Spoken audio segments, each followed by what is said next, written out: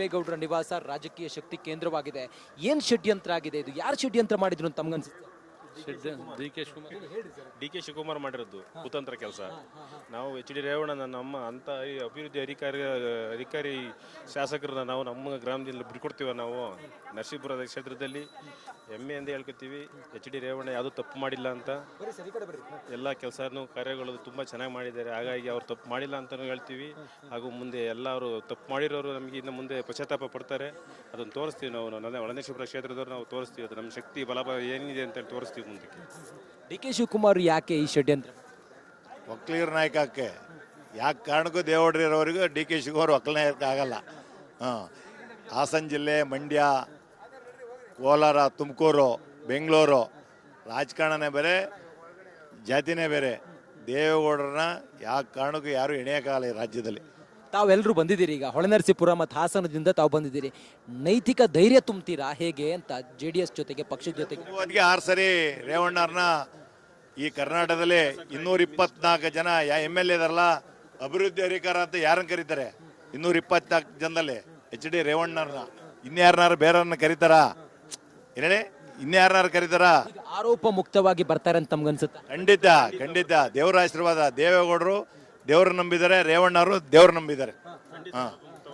ಈ ಎಲ್ಲ ರಾಜಕೀಯ ಷಡ್ಯಂತ್ರದ ಬಗ್ಗೆ ತಾವು ಏನು ಹೇಳ್ತೀರಿ ಸರ್?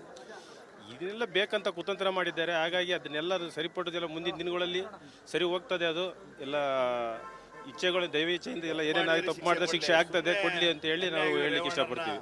ಜೈಲಿಗೆ ಕಳಿಸ್ಬೇಕು ಅಂತ ಇವರು ವಿರೋಧ ಪಕ್ಷದವರು ಎಣದ ಬಲೆ ಇದು. ಹಾಸನದಲ್ಲಿ ತಾವು ಹಾಸನದವರು, ಈಗ ರೇವಣ್ಣವರು ರಿಲೀಸ್ ಆಗಿದ್ದಾರೆ ಅಂತ ಹೇಳಿ ಬಂದಿದ್ದೀರಿ. ಹಾಸನದ ಜನ, ತಾವು ಕಾರ್ಯಕರ್ತರು ಬಿಡಿ, ಹಾಸನದ ಜನ ಏನು ಹೇಳ್ತಾರೆ ಸರ್? ಜನ ಯಾವತ್ತಲೂ ದೇವೇಗೌಡರ ಪರನೇ, ಯಾವತ್ತಲೂ ದೇವೇಗೌಡರ ಪರನೇ. NDA ನಡಿ ಈಗ ಶುರು ಮಾಡೋಣ. ಕೇಸರಿಯಿಂದ ಮನೋಲ್ಲಾಸ ಮನಸ್ಸು ಮತ್ತೇರಿ ಕುಣಿದಾಡಿದೆ ನೋಡು, ಮನಸ್ಸು ಮತ್ತೇರಿ ಕುಣಿದಾಡಿದೆ ನೋಡು.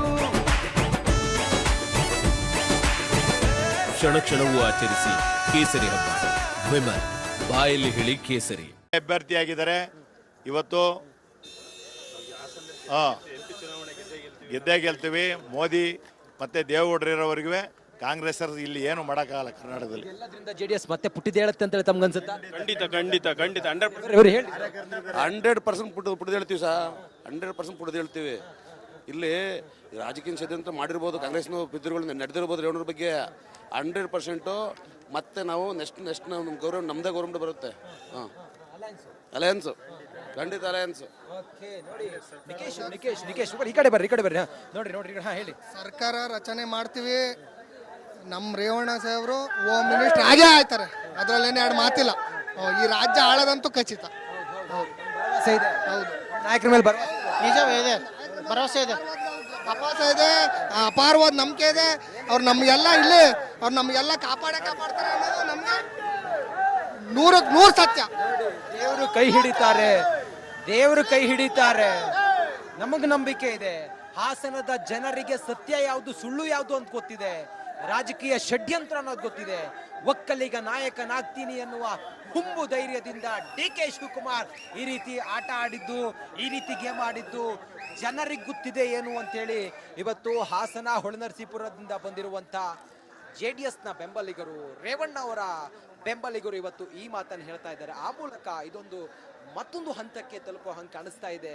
ರಾಜಕೀಯ ಶಕ್ತಿ ಕೇಂದ್ರವಾಗಿರುವಂಥ ದೇವೇಗೌಡರ ನಿವಾಸಕ್ಕೆ ಕಾರ್ಯಕರ್ತರ ದಂಡೆ ಆಗಮಿಸ್ತಾ ಇದೆ. TT ಮೂಲಕ ವೆಹಿಕಲ್ಗಳನ್ನು ಮಾಡಿಕೊಂಡು ಬರ್ತಾ ಇದ್ದಾರೆ.